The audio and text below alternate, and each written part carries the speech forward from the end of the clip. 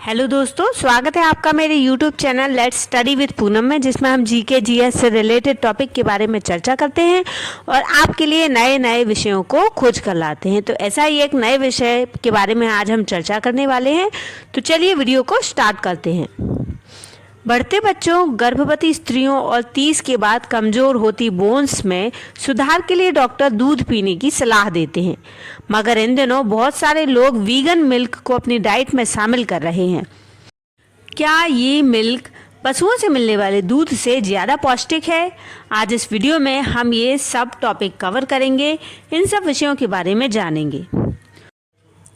गाय का दूध सेहत के लिए बेहद फायदेमंद है, मगर बढ़ रही मिल्क एलर्जी और लैक्टोज इंटॉलरेंस की समस्या के चलते लोगों का आकर्षण वीगन मिल्क की ओर बढ़ रहा है। दरअसल पिछले कुछ वर्षों से वीगन मिल्क और वीगन डाइट काफ़ी ट्रेंड में है। प्लांट बेस्ड मिल्क की ओर लोगों का रुझान तेजी से बढ़ने लगा है। पर्यावरण पर डेयरी फार्मिंग के चलते पड़ने वाले प्रभाव और स्वास्थ्य संबंधी समस्याओं के कारण प्लांट बेस्ड मिल्क की लोकप्रियता इन दिनों काफ़ी तेज है। काजू, बादाम, आलू, साबुत अनाज, सोयाबीन समेत कई प्रकार के दूध बाजार में उपलब्ध हैं, मगर सवाल यह है कि क्या प्लांट बेस्ड मिल्क भी डेयरी मिल्क के समान ही पौष्टिक है और इससे हमें पोषक तत्वों की प्राप्ति होती है? चलिए जानते हैं।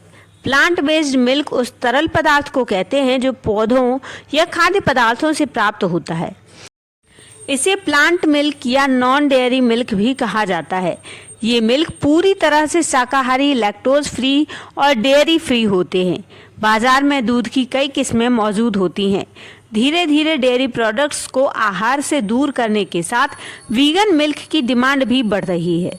लोग डेयरी प्रोडक्ट्स की जगह फाइबर से भरपूर और फैट रहित खाद्य पदार्थों का सेवन करना पसंद कर रहे हैं।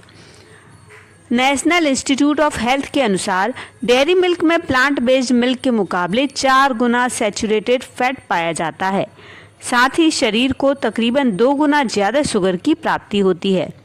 साथ ही डेयरी मिल्क में वीगन मिल्क की अपेक्षा 3 गुना ज़्यादा प्रोटीन भी पाया जाता है। पशुओं से प्राप्त होने वाले दूध में से गाय के दूध में सर्वाधिक प्रोटीन पाया जाता है। अब इस वीगन मिल्क के बारे में तो हमने जान लिया, अब हम जानेंगे कि इसके क्या क्या विकल्प हो सकते हैं। तो इस बारे में बादाम, सोया, जई का दूध पौष्टिकता के मामले में पशुओं के दूध से ज़्यादा बढ़कर होता है। इसके फोर्टिफाइड होने पर इसमें डेयरी मिल्क के समान कैल्शियम, विटामिन डी और अन्य आवश्यक पोषक तत्व भी पाए जाते हैं। दरअसल गाय और भैंस के दूध से एलर्जी, कैलोरी इनटेक और हाइपर कोलेस्ट्रोलेमिया के कारण लोग वीगन मिल्क को आजमा रहे हैं। वीगन मिल्क अपने स्वाद के कारण भी काफ़ी ज़्यादा पसंद किया जाता है। जहां बादाम का दूध एक बेहतर स्वाद प्रदान करता है, वहीं सोया मिल्क बेहद मलाईदार होता है। ओट मिल्क की कंसिस्टेंसी बेहद स्मूथ होती है। ये दूध केवल पीने के लिए ही नहीं बल्कि खाने, पकाने, बेकिंग और पेय पदार्थों के लिए भी कई तरह से उपयोग की जा सकती है। यदि आप वीगन मिल्क कंज्यूम करना चाहते हैं तो हम किस तरीके से कंज्यूम कर सकते हैं, क्या क्या इसके ऑप्शन हैं, तो चलिए इसकी चर्चा करते हैं। सबसे पहला है बादाम का दूध। बादाम का दूध पोषक तत्वों से भरपूर होता है और बादाम के दूध में बहुत कम कैलोरी पाई जाती हैं, जो शरीर का वजन मैनेज करने में मददगार साबित होता है।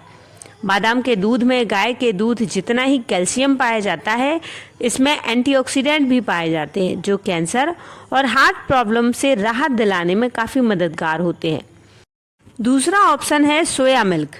सोया मिल्क में नॉर्मल दूध के समान ही पर्याप्त मात्रा में पोषण और कैल्शियम पाया जाता है। सोया मिल्क में आइसोफ्लेवोन्स और फाइटोस्टेरॉल नामक यौगिक होते हैं, जो कैंसर, हार्ट एवं ऑस्टियोपोरोसिस के खतरे को कम करने में मददगार साबित होते हैं। आप सोया मिल्क से कॉफ़ी, चाय, स्वीट डिश भी बना सकते हैं और सोया मिल्क का सेवन करने से वजन को नियंत्रित रखने में काफ़ी मदद मिलती है। तीसरा ऑप्शन है कोकोनट मिल्क। कोकोनट मिल्क यानी नारियल का दूध। आमतौर पर कोकोनट मिल्क का इस्तेमाल खाने को पकाने के लिए किया जाता है। नारियल के दूध में vitamin C, vitamin E, vitamin B1, vitamin B3, vitamin B5 और B6 के साथ साथ आयरन, सेलेनियम, कैल्शियम, मैग्नीशियम भी पाया जाता है। नियमित तौर पर कोकोनट मिल्क का सेवन करने से हड्डियां काफ़ी मजबूत होती हैं। गाय या भैंस के दूध की तरह आप कोकोनट मिल्क को चाय, कॉफ़ी में शामिल कर सकते हैं। करी, सब्जी, सूप, स्मूदी या चिया सीड पुडिंग या केक बनाने में कोकोनट मिल्क का इस्तेमाल किया जा सकता है। चौथा ऑप्शन है कैश्यू मिल्क। काजू से बनने वाले इस खास दूध के बारे में आज भी ज़्यादातर लोगों को जानकारी नहीं है। काजू के दूध का न सिर्फ स्वाद अनोखा होता है बल्कि इसमें हेल्दी मिठास भी होती है। डायबिटीज़ और हार्ट के मरीजों के लिए काजू के दूध का सेवन काफ़ी फायदेमंद होता है। काजू के दूध में कार्बोहाइड्रेट पाया जाता है। पांचवा ऑप्शन है ओट्स मिल्क। आजकल हेल्दी रहने के लिए ओट्स के सेवन का काफ़ी ट्रेंड है। ओट्स की तरह ओट्स मिल्क भी सेहत के लिए काफ़ी फायदेमंद और अच्छा माना जाता है। ओट्स मिल्क में एक नेचुरल मिठास पाई जाती है। इसे चाय और दूध में बिना किसी अतिरिक्त कैलोरी के इस्तेमाल किया जा सकता है। छठवां ऑप्शन है चावल का दूध। मेवों से जिन्हें एलर्जी है उनके लिए चावल का दूध बेहतरीन विकल्प है। इसे भूरे या सफ़ेद चावल से बनाया जा सकता है। चावल का दूध कार्बोहाइड्रेट से भरपूर होता है लेकिन फैट, प्रोटीन या अन्य पोषक तत्वों में कम होता है। यह बिना चीनी के ही मीठा होता है। अब हम जानते हैं वीगन और वेजिटेरियन में क्या अंतर है और क्या समानताएं हैं। तो वेजिटेरियन और वीगन दोनों में जो सबसे बड़ी समानता है वह यह है कि दोनों का एक ही उद्देश्य है, पशु उत्पादों को खाने से बचना। वहीं इनमें सबसे बड़ा अंतर यह है कि वे किस हद तक पशु उत्पादों को स्वीकार करते हैं। उदाहरण के लिए वेजिटेरियन और वीगन दोनों स्वास्थ्य या पर्यावरण कारणों से मांस को अपने आहार से बाहर कर सकते हैं। हालांकि वीगन लोग सभी पशु उत्पादों से बचने का विकल्प भी चुनते हैं क्योंकि उनका मानना है कि इसका उनके स्वास्थ्य और पर्यावरण पर बुरा प्रभाव पड़ता है। एक और नैतिकता के रूप में शाकाहारी भोजन के लिए जानवरों को मारने का विरोध करते हैं, लेकिन आमतौर पर दूध या अंडे जैसे पशुओं से मिलने वाले उत्पादों का सेवन करने में उन्हें कोई दिक्कत नहीं होती। दूसरी ओर वीगन मानते हैं कि जानवरों को मानव उपयोग से मुक्त होने का अधिकार है, चाहे वह भोजन, वस्त्र, विज्ञान या मनोरंजन के लिए ही क्यों ना हो। नतीजतन वे जानवरों के सभी उप उत्पादों से बचने की कोशिश करते हैं। वीगन जानवरों के प्रति होने वाली क्रूरता के खिलाफ इस कदर अपना विरोध जताते हैं कि वे उन पर प्रयोग की जाने वाले उत्पादों को सभी तरह से इस्तेमाल नहीं करते।